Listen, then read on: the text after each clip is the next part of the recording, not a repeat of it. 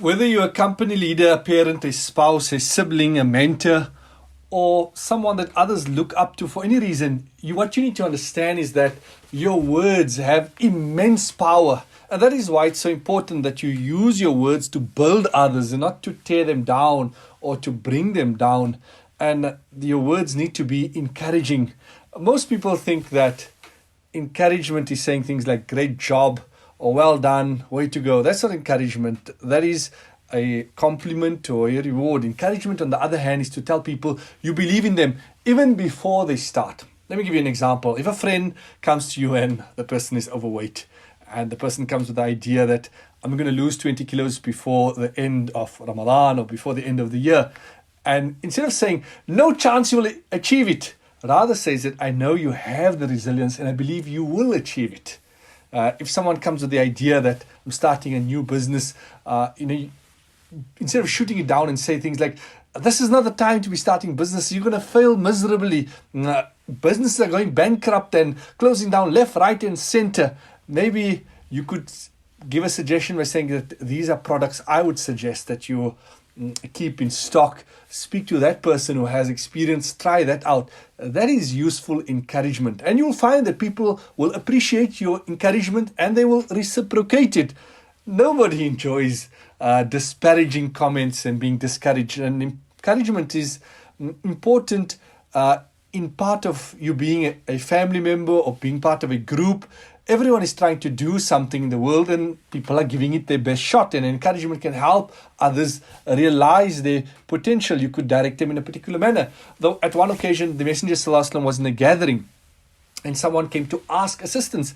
And Nabi ﷺ asked him, have you anything by your home? And he said, yes, I have a piece of cloth which I use for covering myself and for lying down, and I have a container which I drink from and I use it for washing myself.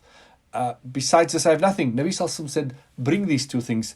And the person brought it to Nabi ﷺ. Then Nabi ﷺ asked the companions, is there anyone who would like to buy this? Someone offered 1 dirham. Nabi ﷺ said, anyone with a second offer? And the person then offered 2 dirhams.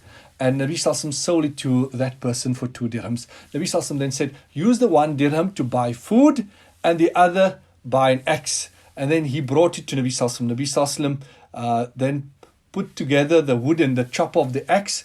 And Nabi ﷺ told him, go away and come back in 15 days, meaning go now and chop wood. And in this time, this person earned more than 10 or 20 dirhams and returned in a happy state.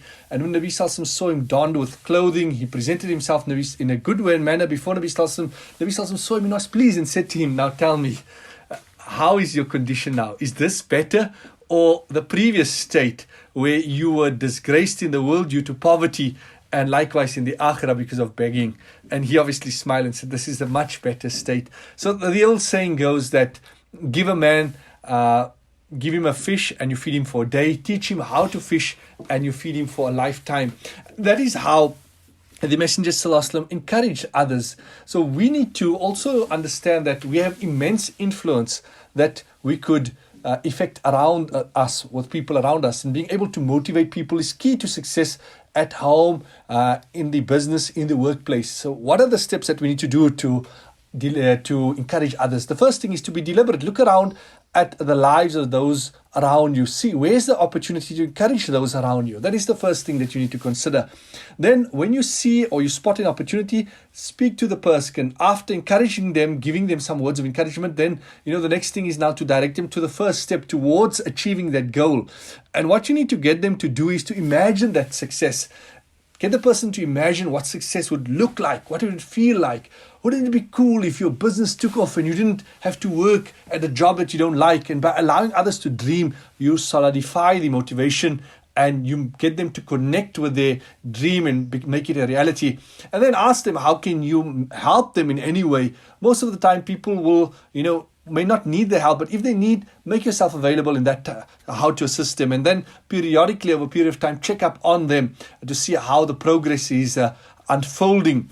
And by following these steps, you'll be able to encourage those around you to achieve their dreams and goals. In return, you'll be more passionate about getting your own goals fulfilled, and you'll be surrounding yourself by successful people, and all others will want to help you achieve your goals. And in that way, you'll just be a nicer person.